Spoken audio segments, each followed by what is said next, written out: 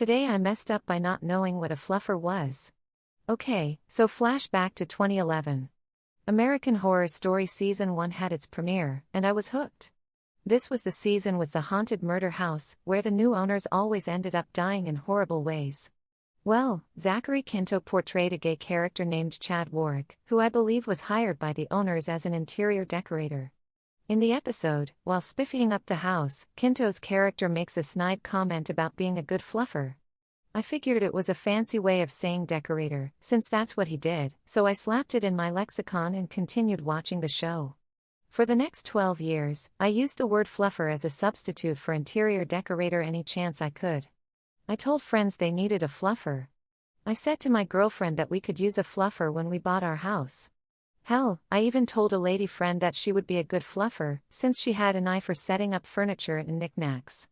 I figured I was flexing my knowledge of the English language, but instead I was doing quite the opposite. Nobody said a thing about it. Nobody corrected me. The next part could have been avoided if anyone had. I was hanging out with my mom, and she had just moved into her new home. I've always been on the artsy side, so she was asking for my advice on her vision for the house. I gave her as much direction as I could, but also insisted that she find a professional fluffer so she gets it right the first time. She looked at me confused, replying only with an "excuse me." I figured she didn't hear me, so I repeated myself. You should hire a professional fluffer. I'm good, but I'm not that good. I think I saw her soul leave her body before she corrected me, telling me that fluffer was a term given to the person on set for a pornographic film tasked with keeping the male talent hard. I couldn't believe it, so I said yeah sure, maybe in the 70s. She told me to look it up, so I did. A fluffer is not an interior decorator. Fuck you Zachary Quinto. Too long. Didn't read. I told my mom she needed a fluffer.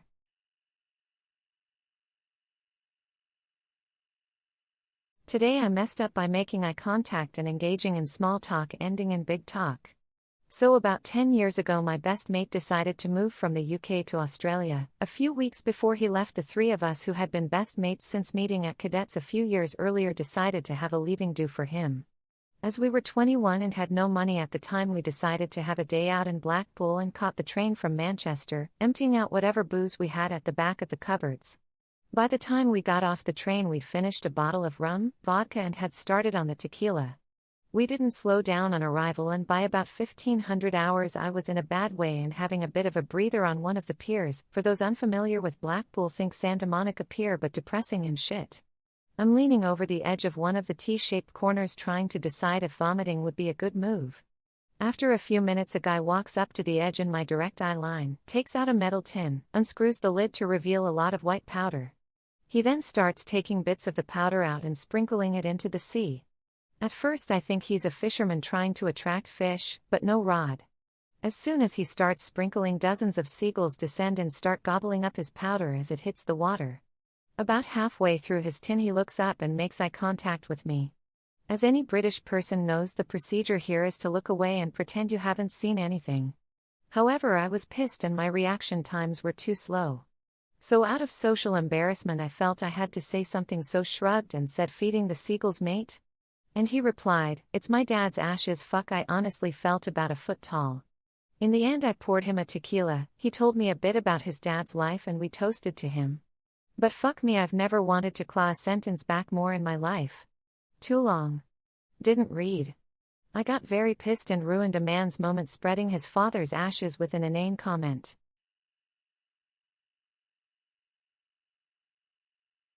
Today I messed up by giving what she wanted. I made a duplicate account just for this screw up. Didn't want to spread it on my main. So there's this person, 28-year-old female, I've, 25-year-old male, been talking to, not romantically or anything, just casual flirting and or suggestive comments. It's a back and forth thing between us. Well, the other night she pulls up to my place of work and asks, after a little pause, if I would be interested in fucking her because her baby daddy was being a shithead and she wanted to get back at him. They're both divorced and just living together to pay rent. Of course I said yes, I'd be down. Well, tonight is where the screw-up happened. After some intense flirting, she asks for a dick picture. And I'll be honest, I'm 95% sure I have a smaller than average dick. No woman has ever told me that I have, but I imagine they wouldn't want to just insult my genitalia like that. But tonight I decide to be a little more confident than usual and took the best dick picture I could. I was then left on read. After giving her what she asked for. Guess I better keep focusing on myself. Too long. Didn't read. Messed up by sending a picture of my smaller than average junk to a girl who asked for it. Edit, for those wondering why she knows where I work, we used to be co-workers. Edit 2, for those assuming I hoard myself out, I've known her for almost a year. We've talked about other things than sex. Also, she made it sound like it was just her, but the actual offer was for a threesome with her and her baby daddy. I was too horny and touch deprived to say no.